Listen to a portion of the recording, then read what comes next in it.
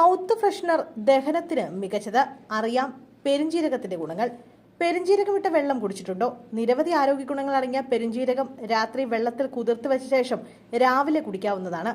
ജീരകം ദഹന പ്രക്രിയയെ സുഗമമാക്കുകയും ചെയ്യും. പല വിഭവങ്ങളിലും രുചിക്കും മണത്തിനും വേണ്ടി ജീരകം ചേർക്കാറുണ്ട്.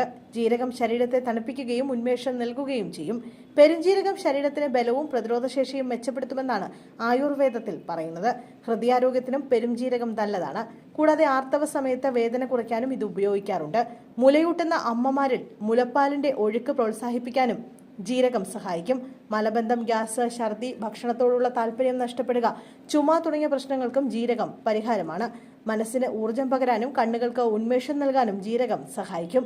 ജീരകം വായിലിട്ട് ചവയ്ക്കുന്നത് വായുനാറ്റം കുറയ്ക്കാൻ സഹായിക്കും. ഭക്ഷണം പാകം ചെയ്യുമ്പോൾ രുചിയും മണവും കൂട്ടാനായി പെരുംജീരകം ചേർക്കാറുണ്ട്. ദഹന സംബന്ധമായ പ്രശ്നങ്ങൾക്കുള്ള മരുന്നായി ആയുർവേദത്തിലും പരമ്പരാഗത വൈദ്യശാസ്ത്രത്തിലും നൂറ്റാണ്ടുകളായി ഈ ചെറിയ സുഗന്ധവ്യഞ്ജനം ഉപയോഗിച്ചു വരുന്നു. എന്നാൽ ഭക്ഷണത്തിന് ശേഷം പെരുംജീരകം ചവച്ചാൽ കിട്ടുന്ന ചില ഗുണങ്ങളുണ്ട്.